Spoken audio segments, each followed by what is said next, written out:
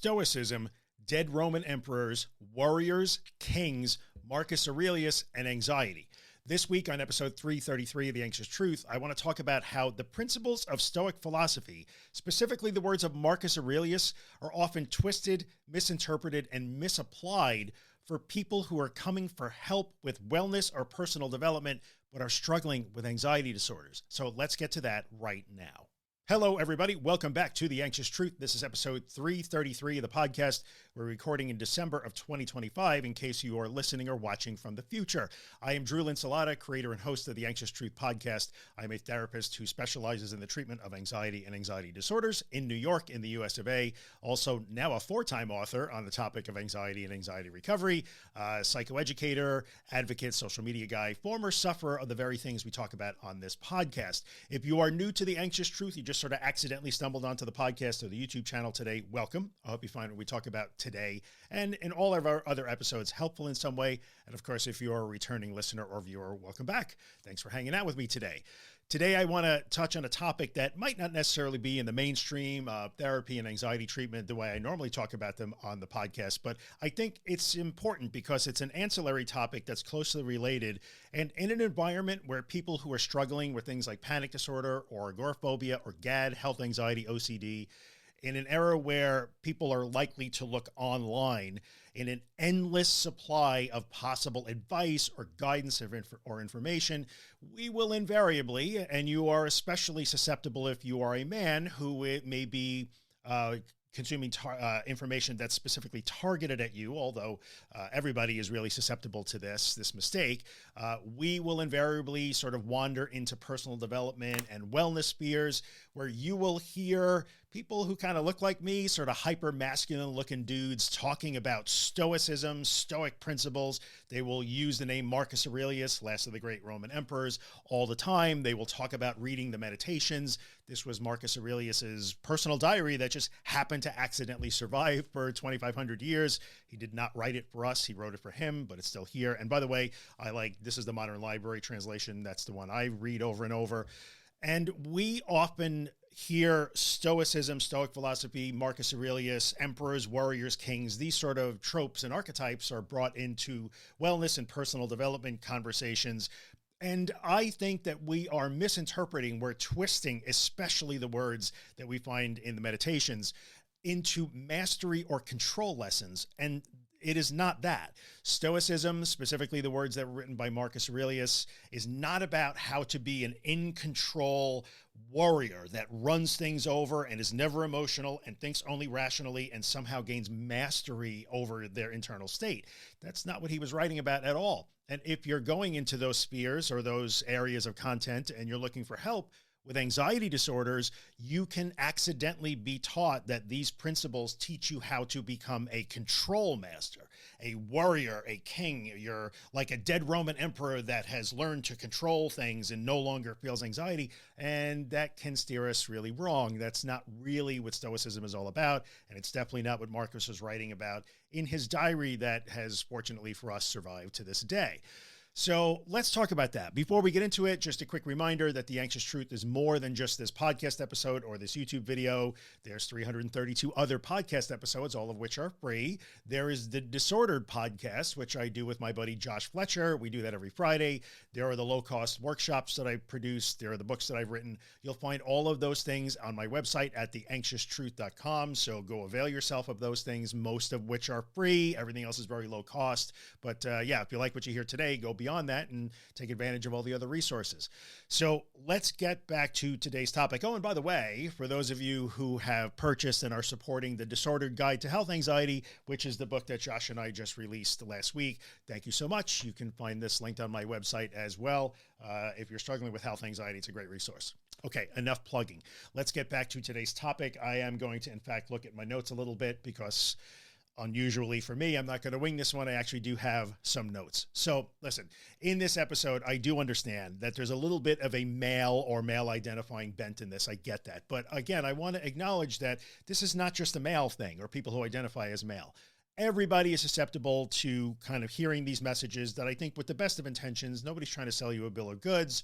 I think they can lead you down the wrong path if you're dealing with an anxiety disorder. Now, if you're dealing with other things, then these misinterpretations or maybe, misapplications of Stoicism and the words of Marcus Aurelius wouldn't really be terribly harmful. It's totally fine.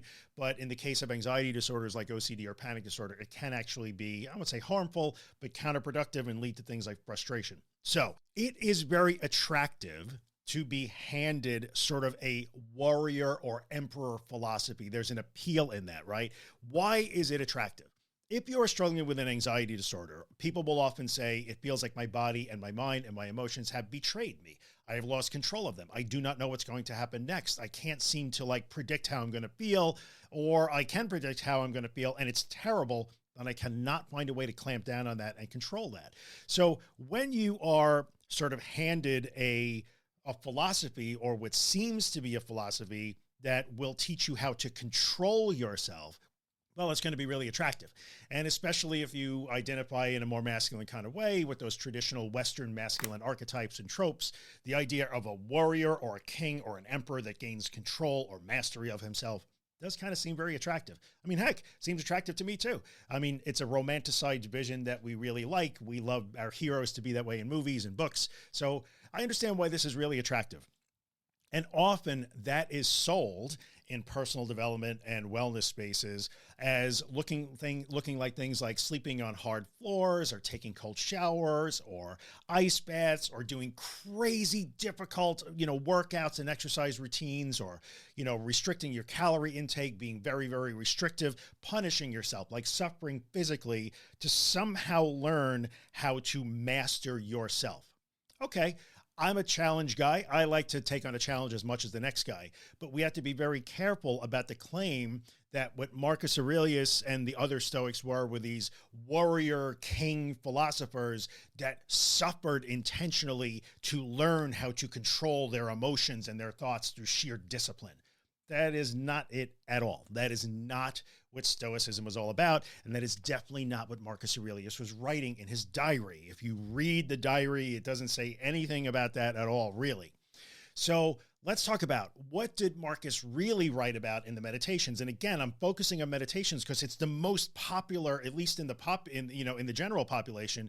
It is the most well-known of the Stoic texts. And I think it's the one that is quoted most often in the manosphere, on YouTube, on podcasts and vlogs and social media posts. A lot of dudes with beards that look like me will talk about Marcus Aurelius because he was an emperor and a warrior and a conqueror, and he learned how to control himself. But that's not true. What did Marcus Aurelius really write about? Well, if we look at book 5, verse 1, I guess it would be verse. I guess we call them verses. Book 5 of the Meditations, verse 1 is really all about getting out of bed. He writes, at dawn, when you have trouble getting out of bed, you have to remind yourself, am I rising to do the work of a human being? Or is this what I was created for, to huddle under blankets and stay warm? What is the point here? Marcus Aurelius was the emperor of Rome, arguably the most, or one of the most powerful men on earth at the time of his reign, arguing with himself, like trying to convince himself that the right thing to do would be to get out of bed. He didn't want to get out of bed. He was cozy and warm under his blankets. As you can see, he had to argue with himself and remind himself to get out of bed. He did not write in his diary about how he wakes up and happily throws the covers off and jumps out into the cold morning air because he is a king and a warrior. He is trying to convince himself in his diary, as many of us do when we write in our own journals and diaries, that even though I do want to stay under the covers and it's nice and warm, I guess I have to get up. It's a better move, right? So does it sound like the emperor of Rome, Marcus Aurelius, learned to control his thoughts and his emotions? So when he woke up in the morning, he was ready to go? No, he had emotions and thoughts that said, stay under the covers, Marcus, it's crappy out there. And he had to keep reminding himself, as he wrote in his personal journal, in his diary, that he's got to get up. That's just one little example, right? If we look at, say, book 2, verse 1 of the Meditations, he writes about dealing with difficult people, which is something that he writes about a lot in the Meditations, right? So he writes, when you wake up in the morning, you got to tell yourself, like, I'm going to deal with people who are going to annoy me. They're going to piss me off. They're going to be meddling. They're going to be, what does he say? Going to be ungrateful. They're going to be arrogant. They're going to be dishonest, jealous, and surly. He is reminding himself in the morning that he doesn't want to deal with those people. He has not gained any mastery of his internal state. He is reminding himself, I know, dude, says Marcus to himself in the mirror and with his pen, writing in his diary, I know you don't want to deal with those people. They make us crazy, he's saying to himself. I would rather avoid that. I'd rather stay under the covers and not deal with dishonest and surly people, but I kind of have to. It's my job. So come on, let's go to it and let's expect that to happen. Again, the point would be he didn't master the feeling. He did not wake up like ready to take on surly, dishonest, like people who are going to piss him off. He didn't want to do that. Otherwise he wouldn't have to write about it. But he did write about it. In fact, he wrote about that topic a lot, as did many of the other great Stoics. That is a thread you see all the time. Let's look at another problem. In book 11, I think it's verse 18. I have some notes here. He writes about anger. Marcus writes multiple times about anger in that same passage. And I have some notes here. He wrote, when you lose your temper or even feel irritated, that human life is really short. Remind yourself that human life is really short. How much more damage anger and grief will do than the things that cause them. So we have the problems that we face, and then we have being angry or grieving over them when we can't control them. There's nothing manly about rage. Again, remember that's the modern classics, translation. You might have a slightly different translation, but he writes in book 11, there's nothing manly about rage. And he writes, you have made enough mistakes yourself. You're just like them. You're just like the people who make mistakes that make you angry. You're angry because that person screwed up, but you make those same mistakes too. Here's the point. He is reminding himself in that section over and over again about the true nature of anger because he continues to struggle with anger. Like there is no part about the meditations in which we see that Marcus Aurelius somehow slept on cold floors, took cold baths and, starved himself and banished those emotions. Didn't happen. He was struggling with them on the regular, and he had to keep reminding himself of these things again and again and again. And then the only other one that I'll throw out there was also in book 2, I think it's verse 4.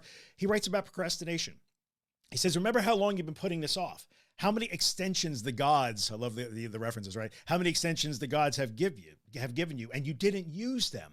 The point here is he is struggling with procrastination. Like he is trying to come to grips with the fact that he is a procrastinator. It's so interesting. I like to think of the meditations as Marcus Aurelius essentially like ugly crying into a mirror with his pen and paper or his quill and paper or papyrus or whatever he was writing on, because he kept eating a whole pizza by himself and he sort of hated himself for it. Like he knew he shouldn't do that, but he kept doing it anyway. Like this is not a man who is writing about how he has mastered his internal states at all. He's writing, this is a man writing about how he cannot master them, and he has to keep reminding himself of these principles. In the meditation, Marcus Aurelius's daily diary that he kept over many, many years of his life that we get to read right now, by sheer stroke of luck, to be completely honest with you, he is trying to convince himself of the principles of Stoicism that he loved so much and tried to adhere to, because it is hard to do that. Repetition was necessary. Reminders were necessary. And he kept failing.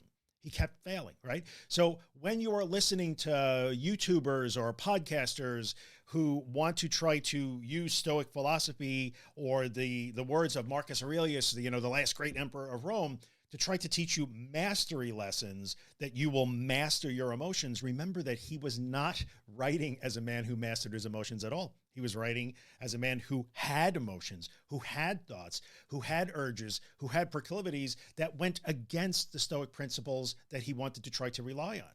So we were never learning. The Stoics were never trying to teach us how to control our thoughts and emotions at all.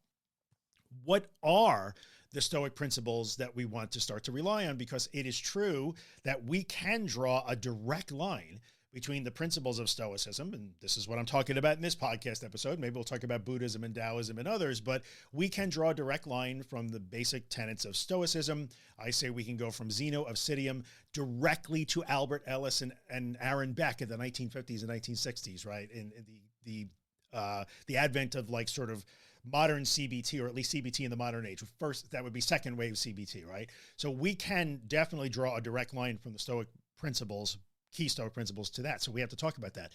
What are the Stoic principles? Stoic principles are really based on, they would say, living in accordance with the logos. The logos was just their word for nature or the universe or the gods, or however you want to interpret that. Like, it is what it is. There's many things in the universe that we cannot control or even understand. So really what Stoicism is trying to teach us is that we cannot control many, many things. We cannot also control our thoughts, our emotions, or our physical sensations. That's part of it. But what can we do? What can we have some agency and influence over? What we do with those feelings. There's a fly in front of me. That's really annoying. Oh, I got him. Okay, so what we can have some influence and agency over, and as you can see, if you read the meditations, it took a lot of repetition and constant reminder. We may be able to have some agency and influence, which we believe, in how we respond to those things. But that is not a mastery thing at all, right? That is not a mastery thing at all. So the misrepresentation or the misinterpretation, and again, I'm not trying to ascribe malicious intent to any content creator. I just think that, unfortunately, the Western ethos of control, mastery, and being a master of the universe sort of slides into our DMs here, and things get twisted, especially in an attention-driven economy. We're getting views and likes and getting you to watch the whole video or subscribe to a channel or join a Patreon or a mentorship. We're trying to draw attention. So we are naturally going to go to things like, hey, let me teach you how to be a master and control things. Very attractive, right? I get it. But the misrepresentation is that modern content creators who are invoking Stoicism and warriors and kings and emperors and Marcus Aurelius are sort of telling you that you can begin to control yourself through discipline or suffering, which is not really it at all. Like, that's a trap for anxiety disorders, right? The trap is when you have things like panic disorder or OCD, attempts to control internal experiences, which we would have to agree are largely outside of our control. You cannot choose what thoughts to have. You cannot choose what emotions to experience. You cannot micromanage your body. Well, that's one of those things that we have to recognize. I cannot control that, but I may be able to control how I interact with it and how I respond to it. That is exactly what fuels the disorder. If we forget that and we try to control it, control strategies lead to bad outcomes. Acceptance, mindful acceptance strategies lead to good outcomes. That's why I talk about third wave CBT, like ACT or MCT. These are mindfulness and acceptance-based treatments that are empirically shown to be the most effective things we have when we are dealing with things like panic disorder and OCD. And none of those things have to do with building character or gaining mastery or controlling your thoughts and emotions through suffering or discipline or deprivation. It's not about that at all. While that sounds interesting and very romantic and very manly and masculine and might make a good movie plot, it actually doesn't help us if that's the way we want to interpret what we see in these texts, right? So why does this matter if you're struggling with chronic or disordered forms of anxiety? Here's what I think is a bit of a cruel irony. Like the warrior approach, if a warrior, W-A-R, the warrior, the emperor, the king, the hypermasculine approach, it's just another control strategy. We want to believe that we are in control, and we are not. And in the case of an anxiety disorder, like, you start to have these difficult internal experiences that you do not understand. You cannot identify triggers. You cannot control them. I'm freaking out. I'm scared of my own body and mind. All I want to do is control. So if we are going to sort of lean into the warrior approach or look at things like Marcus Aurelius, the Stoics, and meditations as evidence of a mastery or ability to gain mastery or control, we're going to go off the rails because we're trying to control things that we cannot control. What does the data, the research show us is that things like ACT, exposure, mindfulness work, because they foster psychological flexibility, being with the anxiety, bringing it with you into your experiences rather than trying to control it, tends to generate better outcomes that have longer lasting positive impacts in people's lives, right? So we care about that. Now let's talk about, and again, I know I'm a little bit male targeted in this episode. I don't mean that, but I kind of think that that misinterpretation of things like Marcus Aurelius's meditations or the principles of Stoicism sort of add to something like a masculine shame layer. If there's a shame layer, like maybe there's a masculine shame layer. And so I work with a lot of men, and there's a lot of men in this audience, or a lot of people who at least identify as male or aspire to those sort of like hyper masculine or masculine ideals that are woven into Western society. You don't have to be a biological male to connect with those. I can't tough my way out of my anxiety.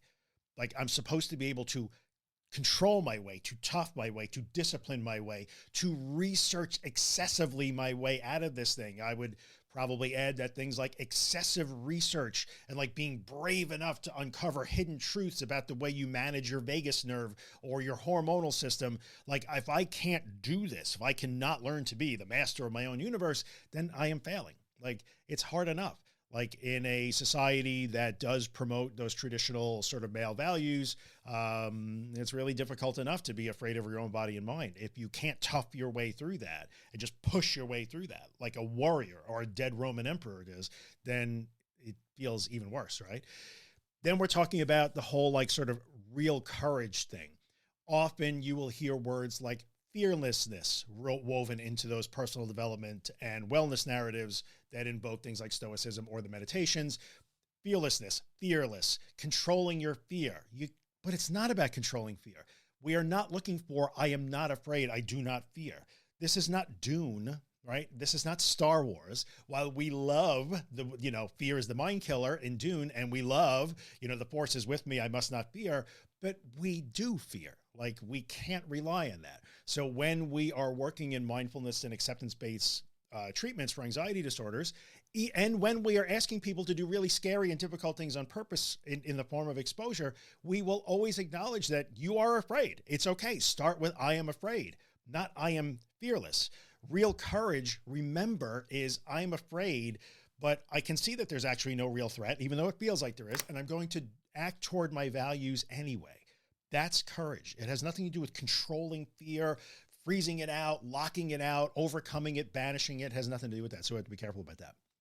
And I think, again, we somehow see this tied in sort of those wellness and personal development spheres to suffering and sacrifice and deprivation and things like ice baths or cold showers or sleeping on cold floors or really, really extreme workout routines like 75 hard. Like, those are not bad. There's nothing wrong with that. And again, like I said, if that speaks to you, then knock yourself out. I'm a fan of challenging myself, and just for the sake of challenging myself to see if I could do it. So there's nothing inherently wrong with that. We just have to be careful. We don't like create physical discomfort by sleeping on cold floors or taking cold showers so that we can learn to stop panic attacks or somehow banish those intrusive thoughts, intrusive images, or, obsessions that are driving your OCD. That's just not a thing.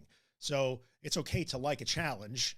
I'm all for that. I do myself, but just be careful of being sucked into that, right? We have to be really careful. In the end, if I'm going to try to wrap this up and put a bow on this, I think you're not weak for not being able to control your anxiety. We're not here looking for control, for mastery, for clamping down on emotions, for learning to not be emotional. And maybe I blame some of it on the modern English use of the word stoic, which often, means like Mr. Spock from Star Trek, who had no emotions. The Vulcans were very stoic. That's not true. We're not here to try to develop mastery. We're not trying to control. We're not trying to hack. We're not trying to elevate ourselves above who we really are, which is that we are human beings that don't necessarily understand our thoughts and our emotions. We don't have a say in them. They just sort of show up. Like, that is in fact who we are. That sucks, but that is in fact who we are. So we don't have to master anxiety. We don't have to control it. We don't have to turn to the manosphere and very masculine type content in wellness or personal development or entrepreneurship that misapplies books like this one to try to teach you how to control yourself. It's not that at all. In fact, that makes things worse. You're not weak if you can't master or control your anxiety. You're just a human being. That happens to millions and millions of people every year, half of which are men. Sorry, it just does. Are they all weak? No, they are not. So let's be careful about that. And the reason why control isn't really working for you isn't a lack of discipline or strength or like testosterone or just fortitude or wanting it enough. It has nothing to do with that. It is literally bringing the wrong tool to the job site, right? So the reason, if you are trying to push your way, master your way, cold shower your way, like personal development, 10x your way through an anxiety disorder, it's not working. It is literally because you are bringing like a screwdriver when you really need a hammer. It was never going to work. That's not your personal failure. It's just not the right tool for the job in this situation.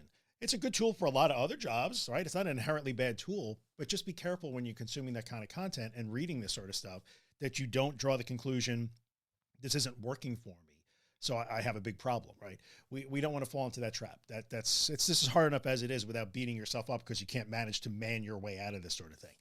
And you have to really consider that in the end, if you are my therapy client and we are working in an exposure and mindful acceptance type thing, I'm going to often ask you to consider, can I be with this feeling? Now, that means I may have to bring this difficult feeling with me toward my values. Can I do whatever is next in front of me, whether it's an innocuous thing like making my lunch or something really important like interacting with a friend or my family or my partner? Like, can I bring this difficult feeling with me? That is what this is all about. It is not about not having the feeling or being fearless or clamping down on it or disciplining your way out of it or toughing your way out of it. Can I bring this with me? Because when I do that, then I might learn that like, oh, I never had to control this to begin with. I never needed a dead Roman emperor from 2,500 years ago to teach me how to master my emotions or my thoughts, because they're okay to have. It's really okay. All right. That's what we're trying to learn. And maybe recovery that way, where we are looking for things like willful tolerance or mindful acceptance or psychological flexibility. A lot of people don't like that sort of stuff because it seems too passive. It's not warrior enough for them. While it might look a lot less impressive than people who say that they starved themselves, did 75 hard over and over, slept on the floor every night and took cold showers, it doesn't mean that it's wrong. Right? I understand that you might be drawn personally to that kind of message. I mean, I like that kind of message too. It is true. I just recognize and had to recognize in my own anxiety problem when I was working on my own recovery many years ago, I had to learn that that wasn't going to work for me. I really wanted that stuff to work for me. And I was working well before there were any podcasts or YouTube channels, but I still was really drawn to the idea that I should be a warrior and I should be able to elevate myself above this and run this over. And it never really worked out that way. So while we might want that to work, it's okay to like that. It's okay to romanticize that image. It's about building flexibility and the ability to be with difficult internal experiences, even though we don't really want to do that. It's okay to do that. And if that's not working, or it's really hard for you to do that, or it's been hard for you to really put your brain around that, it's okay. You get there when you get there. Give yourself time, give yourself patience. It's really, if we're going to sort of wrap this up, it's a lot more attractive to swing a stoic, misapplied stoic carrot in front of you that is based on things like building discipline or character and gaining mastery and control than it is for me to tell you, like, you have to be compassionate to yourself. You have to be kind to yourself. You have to soften toward these feelings. You have to just let them happen and learn to serve. Which one seems more attractive, right? So I kind of get it. I get it why that sort of whole, ecosphere has gone off the rails in the case of anxiety disorders. But in the end, take a second today, if anything, and realize that, like, there's a reason why this guy keeps saying the same things over and over. Can I at least consider that in the case of an anxiety disorder, I may have to soften instead of toughen up? Can I at least consider that to be a possibility? And if that is where you're struggling right now because you just keep consuming the same content or going to the same principles not working, the first step would be like, can maybe I just at least consider that softening might be a better way to go. Flexibility is better than treating yourself like you're made of titanium and never break.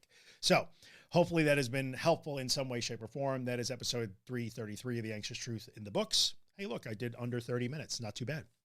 So I appreciate you guys hanging out, listening. If you made it all the way to the end of this podcast episode or this YouTube video, thank you so much. Hopefully you find it helpful in some way. Remember, if you can apply anything you hear today or in any of the other podcast episodes or whatever, my social media posts, whatever, in some small way, if you can make a tiny little shift away from control, mastery, avoidance, escape, ritualization, away from that and a little bit closer to sort of softening into that, learning that you can in fact get through the difficult moments, moment by moment, toward your values, even when that doesn't look terribly masculine, tough, romantic, or like action hero worthy, you are winning. If you could take those little steps every day, that counts. So I appreciate you hanging in there. Thanks a lot for listening today. Like and subscribe if you're watching on YouTube. I mean, it would be helpful. Most people who watch these videos don't seem to subscribe to the channel, which is okay. I can't make you do it.